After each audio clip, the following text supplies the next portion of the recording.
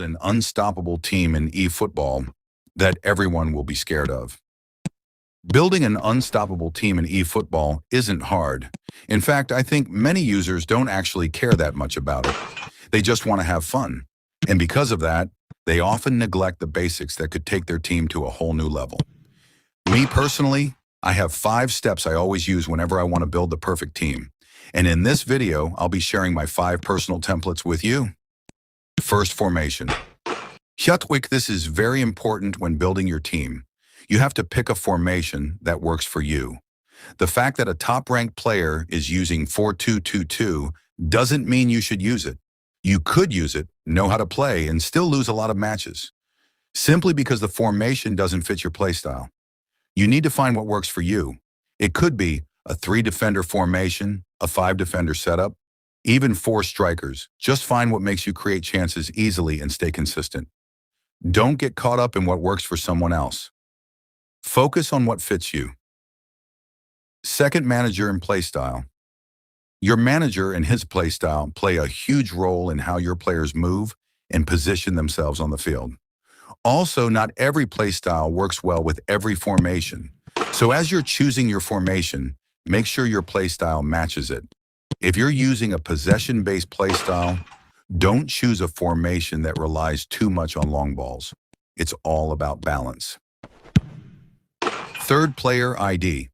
This is where you need to stop obsessing over ratings and instead focus on who's actually effective in each position. Don't just go for the player with better stats.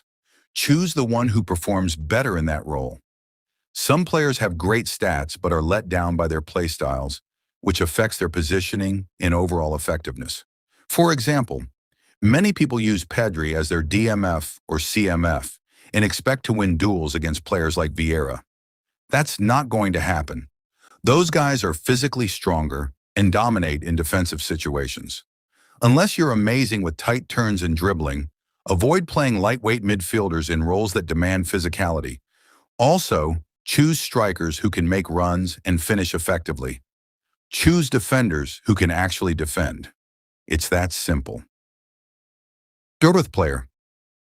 Skill set. This is very important, even more important than stats sometimes. A defender with top defensive stats but lacking key skills like interception blocker, heading aerial superiority, will play worse than someone with average stats who has all of those skills. Same with strikers.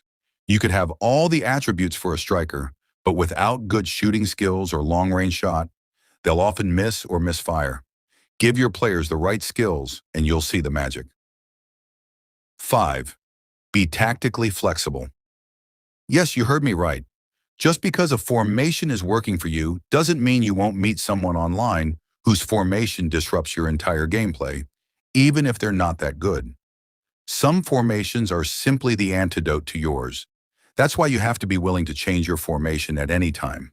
If you notice you're struggling against an opponent, check out his formation and look for spaces you can exploit. Adapt, react, be flexible. These are my 5 personal templates for building a dominant team. Also, remember, you need to actually know how to play the game, because you can do all of these things and still lose if your gameplay isn't up to standard.